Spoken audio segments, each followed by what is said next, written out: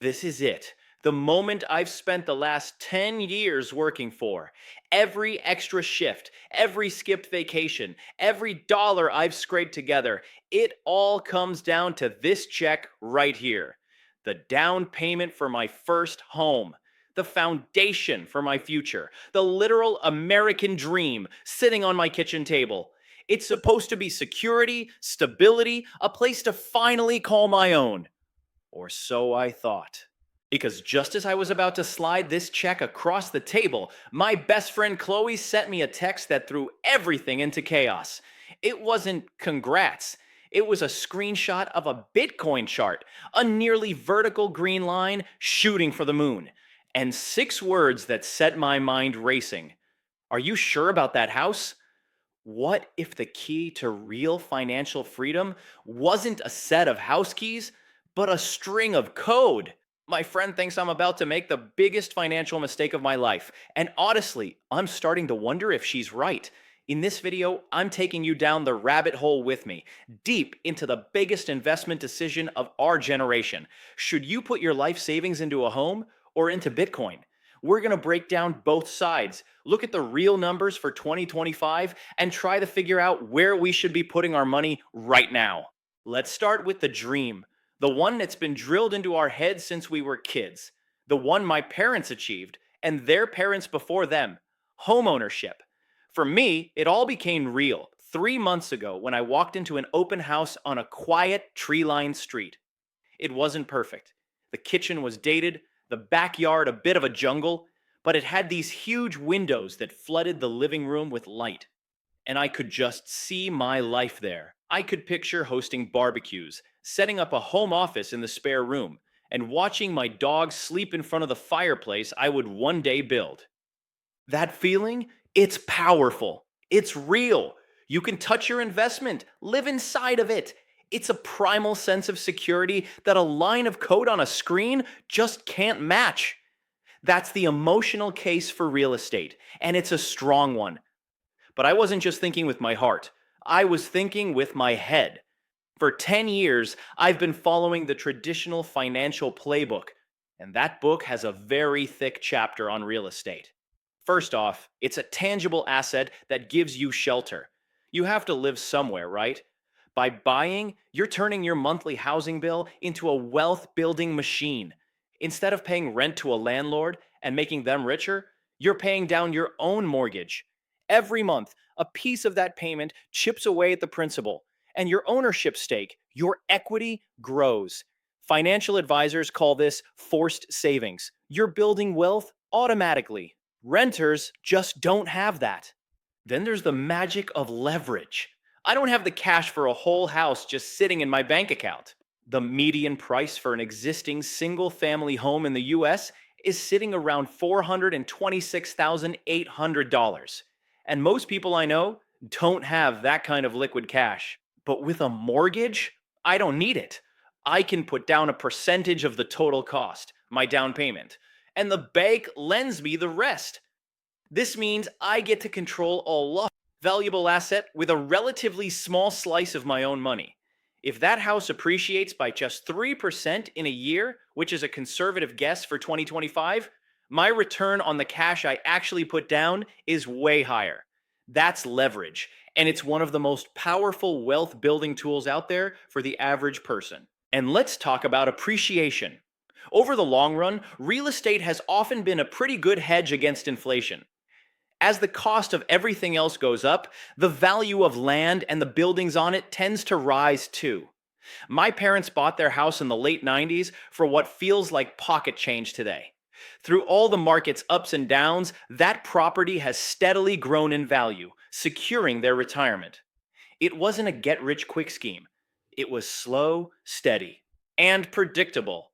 It's the tortoise in the race. Beyond that, you get control. As a homeowner, I can paint the walls whatever color I want, renovate the kitchen, or build that fireplace.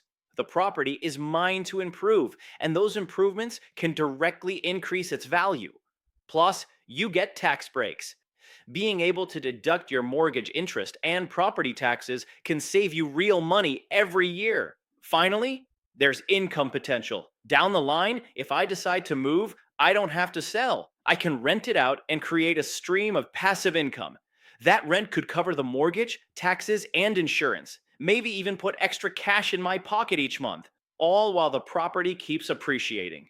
So, as I sat there staring at that check, this was the case I had built in my mind: a real asset, forced savings, leverage, an inflation hedge, tax benefits, control, future income. It's a proven path to a secure financial future. It's the American dream, and I was so close to buying in. And then came Chloe's text. Chloe is the hair in this story. She's my brilliant, slightly eccentric friend who jumped into crypto back in college. While I was opening a high yield savings account, she was opening a digital wallet. While I was reading about 401ks, she was reading white papers. I've always been skeptical, watching from the sidelines as she rode the insane highs and crushing lows of the crypto market. But this time, her timing was perfect. I called her, a little annoyed. What do you mean, am I sure? I've been working on this for 10 years, Chloe. Her voice on the other end was calm, but urgent. Alex, I know, I'm proud of you, but just hear me out for 30 minutes before you sign anything. You're about to lock up hundreds of thousands of dollars in one of the most illiquid, slow moving assets on the planet. I think you can do better. Much better. Dot dot. So I listened. And for the next half hour, Chloe basically dismantled a decade of my financial planning. She didn't talk about crypto bros or Lambos. She talked about macroeconomics, technology, and a fundamental shift in how the world sees value. Her first point was explosive growth. She pulled up a chart comparing the historical returns of real estate versus Bitcoin. Look, she said, real estate is fine, a few percent a year. It's a snail. Bitcoin's long term average annual returns have been staggering, often cited as being well over 100%. Of course, that comes with insane volatility, but the overall trend is undeniable. You're buying a house hoping it might be worth 50% more in 10 years. People who bought Bitcoin 10 years ago saw life changing gains that make real estate appreciation look like a rounding error. The numbers are just wild, and for 2025, predictions from serious analysts are incredibly bullish. With the launch of Bitcoin spot ETFs, huge financial players like BlackRock and Fidelity have built an on-ramp for trillions in institutional money to pour in. This isn't just for tech geeks anymore. It's going mainstream. Some analysts are calling for Bitcoin to hit $150,000 or even $200,000 by the end of 2025. Of course, for every bull, there's a bear predicting a massive crash. But if those high-end predictions are even close to right, my down payment could be worth more than the entire house in a year or two. Then, she attacked the very idea of a house as an asset. You think your house is an asset? She argued, but is it? It doesn't generate cash unless you rent it out. In fact, it costs you money every month just to exist. You have property taxes, insurance, and maintenance. The roof will leak, the water heater will break. Your investment is a money pit. Bitcoin, she went on, has zero maintenance costs. It just sits in a secure wallet, and its value is set by pure supply and demand on a global scale. It's one of the first assets with a digitally verifiable and fixed supply. She explained the Bitcoin halving, an event hard-coded to happen every 4 years, where the new supply of Bitcoin gets cut in half. This built-in scarcity is part of its code. We know the max supply will only ever be 21 million coins. Unlike dollars that can be printed endlessly, or even real estate where you can always build more houses, Bitcoin's supply is predictable and always getting tighter. This, she argued, makes it the ultimate digital gold, a perfect hedge against the very inflation I was worried about. Her next point was about liquidity. Okay, so your house goes up in value? Great. How do you get that cash? You either sell the whole thing, which is a slow, expensive nightmare with agents and lawyers that takes months, or you take out a home equity loan, which means more debt. Your money is trapped. With Bitcoin, she said, I can sell any amount I want, 24/7, and have cash in my bank in minutes. It's a completely liquid global market, and anyone can get in. You can buy $1 million worth, or you can buy $5 worth on your phone right now. You're scrambling to afford one house in one city. I own an asset that's open to anyone on the planet with an internet connection. Finally, she hit me with an idea that really stuck: Bitcoin as better collateral. She argued that as finance evolves, capital could start flowing out of the estimated $400 trillion global real estate market and into Bitcoin, because it's just a more efficient place to store wealth. The extra value baked into your house price might start to fade, she warned. People might start pricing houses just for their utility as shelter, not as their main investment. She even showed me a chart. Over the long term, the number of Bitcoin it takes to buy the median US house has trended down, even with some wild swings. Bitcoin's purchasing power against real estate has been growing dramatically. By the time she hung up, my head was spitting. The safe, stable world of real estate I have built in my mind suddenly felt ancient, slow, and clumsy. The dream of homeownership was being challenged by a disruptive new reality: the tortoise and the hare. Was I really about to bet my entire future on the tortoise right as the hare was hitting its stride? I'm genuinely stuck, and I bet a lot of you watching are in a similar boat. Are you team real estate or team Bitcoin? Let me know in the comments what you would do. If you're finding this helpful for your own financial journey, do me a favor and hit that like button and subscribe. It really helps the channel out. The next few days were a blur of spreadsheets, articles, and late night doom scrolling. I had Chloe's high growth narrative in one ear and a decade of traditional financial advice in the other. I realized I had to stop going on feelings. I needed to put these two assets head to head and compare them for what they are. First, volatility versus stability. This is the big one. The chart for real estate is a gentle upward slope, a reassuring hill. The chart for Bitcoin looks like a violent mountain range with thrilling peaks and terrifying 80% drops. Could I really watch my life savings get cut in half in a few months? The thought made me sick. Real estate offers peace of mind. Bitcoin offers heart palpitations. Clear point for the house: it's low to moderate risk, while Bitcoin is undeniably high risk. But with high risk comes high reward. That was my second comparison. Returns. Real estate offers steady appreciation and maybe 3% a year in rental income if I'm lucky. It's a wealth preservation tool. Bitcoin is a wealth creation tool. The potential returns, as Chloe said, are in a different universe. Even if the most bullish 2025 predictions are only half right, the return would still crush anything real estate could do in a decade. This is about the potential for true financial freedom, maybe years ahead of schedule. The pull of that is hypnotic. Point for Bitcoin. Next up, liquidity. This was a clean sweep for Bitcoin. My dad once spent 8 months trying to sell a small office building. It was a total nightmare. Even selling a house can take months. As Chloe said, my wealth would be trapped in bricks and mortar. Bitcoin offers nearly instant liquidity. In an emergency, I could get that cash immediately. That kind of freedom is incredibly valuable. Then I considered the barrier to entry. Getting into the housing market in 2025 is brutal.